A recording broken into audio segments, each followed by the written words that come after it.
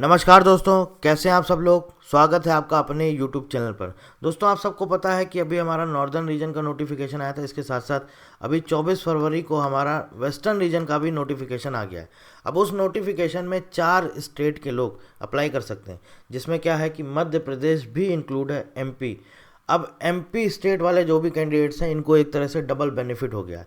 क्या हो गया है कि नॉर्दर्न रीजन का जो नोटिफिकेशन आया था, नॉर्दर्न रीजन का नोटिफिकेशन 4 फरवरी 2025 को आया है, नॉर्दर्न रीजन का नोटिफिकेशन। ठीक है, इसके साथ साथ 24 फरवरी 2025 को आपका वेस्टर्न रीजन का नोटिफिकेशन रिलीज़ कर दिया गया।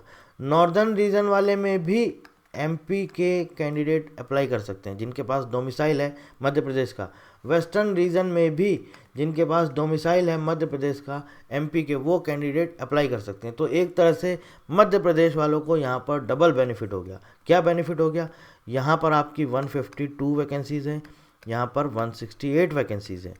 तो अब आप देखिए, एक तरह से डबल बेनिफिट इनको ये हुआ है कि ये दोनों जगह एग्ज़ाम देंगे, दोनों जगह compete करेंगे और दोनों जगह ये फॉर्म फिल करेंगे। तो अब ये कहाँ तक सही है कि एक स्टेट के कैंडिडेट दो दो बार अप्लाई करें, दो दो बार फॉर्म फिल करें। देखिए, हो सकता है कि इस नोटिफिकेशन में कोई ना कोई अमेंडमेंट किया जाए, कुछ ना कुछ चेंजेस किए जाए। अदरवाइज़ मेरे हिसाब से अगर ये एक स्टेट के लोगों को दो दो अपॉर्चुनिटी मिल रही है, तो बाकी स्टेट के लोगों को भी दो दो अपॉर्चुनिटी मिलनी चाहिए।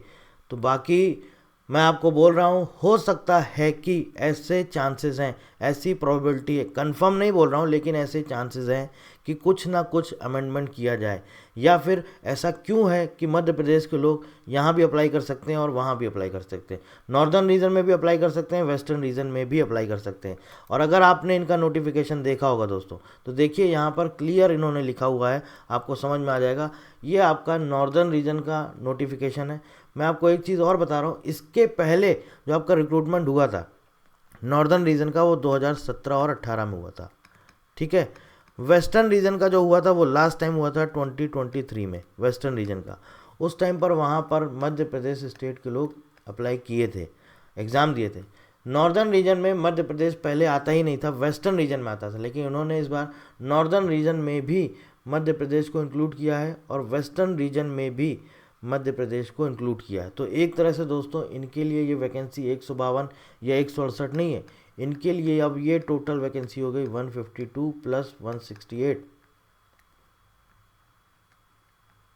320 वैकेंसीज मध्य प्रदेश वालों के लिए। अब यहाँ पर जो कैंडिडेट्स का सवाल है, जो क्वेरी आई है, वो ये आई है कि क्या हम यहाँ पर भी अप्लाई कर सकते हैं, वहाँ पर भी अप्लाई कर सकते हैं। भाई देखो, नोटिफिकेशन के अकॉर्डिंग, मतलब अगर देखा जाए तो एक तरह से ये लीगल है कि आप अप्लाई कर सकते हैं, क्योंकि आपके लिए नोटिफिकेशन आया है और आपने क्राइटेरिया को फुलफ़िल कर रहे हैं, आप एलिजिबल हैं। अगर आप एलिजिबल हैं और आप सारे क्राइटेरिया फुलफ़िल कर रहे हैं, तो फिर आप अप्लाई कर सकते हैं। इसमें कोई सच ये नहीं है कि आप अप्लाई नहीं कर सकते हैं या कुछ ऐसा हो जाएगा, नहीं, ऐसा कुछ भी नहीं है। आप दोनों जगह, आप नॉर्दर्न रीजन में भी अप्लाई कर सकते हैं, आप वेस्टर्न रीजन में भी अप्लाई कर सकते हैं। बस ये है कि यहाँ पर आपको एक अलग अकाउंट क्रिएट करना पड़ेगा, आपको अलग अकाउंट क्रिएट करना पड़ेगा, आपको यहाँ पर अपनी फ़ीस सबमिट करनी पड़ेगी। सेम वही चीज़ है, आपको यहाँ पर भी अलग अकाउंट आपको क्रिएट करना पड़ेगा और यहाँ पर भी आपको अपनी फ़ीस सबमिट करनी पड़ेगी। तो दोनों जगह आप अप्लाई कर सकते हैं, बट शर्ते आपका अलग अलग अकाउंट, मतलब आपने अगर सपोज़ मान लीजिए अभी नॉर्दर्न रीजन से अप्लाई कर दिया है, ठीक है, आपने यहाँ से अप्लाई कर दिया है, तो अब आप वेस्टर्न रीजन से भी अप्लाई कर सकते हैं। अलग अलग जगह आपको अलग अलग फ़ीस देनी होगी, अलग अलग अकाउंट बनाना होगा और अलग अलग आपको अप्लाई करना होगा। तो ये तो रही बात कि हाँ चलो, जो भी आपकी क्वेरी थी कि क्या हम अप्लाई कर सकते हैं, तो दोस्तों बिल्कुल कर सकते हैं, बिल्कुल कर सकते हैं। जी हाँ दोस्तों, बिल्कुल कर सकते हैं। इसमें किसी तरह का कोई मतलब ना की तो गुंजाइश है ही नहीं। ऑब्वियस है, आप क्राइटेरिया फुलफ़िल कर रहे हैं, आप कर सकते हैं। बट यहाँ पर प्रॉब्लम क्या आती? प्रॉब्लम ये आती कि एक स्टेट के लोगों को डबल बेनिफिट क्यों मिला? एक स्टेट के लोगों को डबल बेनिफिट क्यों मिला? बाकी स्टेट के लोग भी तो ये बोल सकते हैं कि भाई हमें भी तो आप वेस्टर्न रीजन में इंक्लूड करो। अब अगर आपने मध्य प्रदेश को वेस्टर्न रीजन में इंक्लूड किया, जो पहले तक क्या होता था, वेस्टर्न रीजन में ही था मध्य प्रदेश, और मध्य प्रदेश वेस्टर्न रीजन में ही इंक्लूड किया गया था। आप अगर एयरपोर्ट्स, जो वेस्टर्न रीजन के एयरपोर्ट्स चेक करेंगे, तो उसमें मध्य प्रदेश के एयरपोर्ट्स आते हैं। वेस्टर्न रीजन के एयरपोर्ट जब आप चेक करेंगे तो उसमें एमपी के, मध्य प्रदेश के एयरपोर्ट्स आते हैं, लेकिन जब आप नॉर्दर्न रीजन में चेक करेंगे तो उसमें मध्य प्रदेश के आपको एयरपोर्ट्स नहीं मिलेंगे।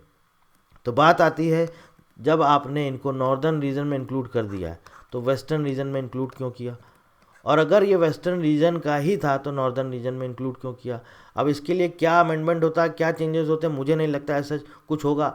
पॉसिबिलिटी है कि हाँ हो सकता है, लेकिन मुझे नहीं लगता कि कुछ ऐसा होगा, क्योंकि अब ऑनलाइन रजिस्ट्रेशन भी इसका 25 फरवरी 2025 से ऑलरेडी, यानी कि कल से ऑलरेडी स्टार्ट हो चुका है। तो अब मुझे नहीं लगता इसमें सच कुछ भी किया जाएगा। बस ये है कि एक स्टेट के लोगों को डबल बेनिफिट यहाँ पर मिलेगा, और वो अब 152 या 168 वैकेंसी पे नहीं, अब वो 320 वैकेंसी पे compete करेंगे। तो और उनके लिए मौका भी डबल हो जाएगा। क्या मौका हो जाएगा कि उन्हें 2 बार एग्ज़ाम देने को मिलेगा, तो अपनी तैयारी भी पूरी करके रखेंगे और उन्हें पता भी चलेगा कि एग्ज़ाम कैसा आता है। तो एक बार वो नॉर्दर्न रीजन से अप्लाई करेंगे, वहाँ पर एग्ज़ाम देंगे, दूसरी बार वेस्टर्न रीजन से अप्लाई करेंगे, वहाँ भी एग्ज़ाम देंगे। अब दोस्तों यहाँ पर एक और चीज़ इंपॉर्टेंट आती है, वो ये कि नॉर्दर्न रीजन और वेस्टर्न रीजन का जो एग्ज़ामिनेशन पैटर्न है, अगर हम देखें तो बिल्कुल एकदम सेम है। सिर्फ डिफरेंस क्या है, डिफरेंस ये है कि यहाँ पर आपके वेस्टर्न रीजन में 120 क्वेश्चन हो जाते हैं और यहाँ पर आपके 100 क्वेश्चन। और ये हम किसके बेसिस पे बोल रहे हैं, प्रीवियस रिक्रूटमेंट के बेसिस पर, ठीक है, प्रीवियस रिक्रूटमेंट के बेसिस पे। इस बार हो सकता है कि भाई नॉर्दर्न रीजन में 100 की जगह 120 कर दें, हो सकता है कि 100 की जगह 120 कर दें, लेकिन अभी तक जो हुआ है प्रीवियस रिक्रूटमेंट, उसके बेसिस पे हम ये बोल रहे हैं कि नॉर्दर्न रीजन में आपके 100 क्वेश्चन आते थे, 100 क्वेश्चन, और वेस्टर्न रीजन में 120 क्वेश्चन, और टाइम आपको मिलता था यहाँ पर 2 आवर्स, और यहाँ भी आपको टाइम मिलता था 2 आवर्स। सिलेबस वही सेम। पार्ट ए क्या, पार्ट ए में है आपका मैथ्स है, साइंस है और इंग्लिश ग्रामर है। मैथ्स है, साइंस है और इंग्लिश ग्रामर है। पार्ट बी में आपका क्या आ जाता है, पार्ट बी में आपका न्यूमेरिकल एबिलिटी आ जाता है, रीजनिंग एप्टीट्यूड आ जाता है, इंग्लिश आ जाता है दोस्तों, और जीके आ जाता है, जनरल नॉलेज आ जाता है। सेम वही यहाँ पर भी है। पार्ट बी में क्या आ जाता है, न्यूमेरिकल एबिलिटी आ जाता है, रीजनिंग एप्टीट्यूड आ जाता है, इंग्लिश आ जाता है और जीके आ जाता है। तो ये है आपका सिर्फ सिंपल छोटा सा डिफरेंस। अच्छा, एक और चीज़ यहाँ पर क्वेरी आ रही है ड्राइविंग लाइसेंस को लेकर के। तो ड्राइविंग लाइसेंस को लेकर के जो भी आपकी क्वेरी है, मुझे ऑलमोस्ट काफ़ी सारी क्वेरी मिल गई है।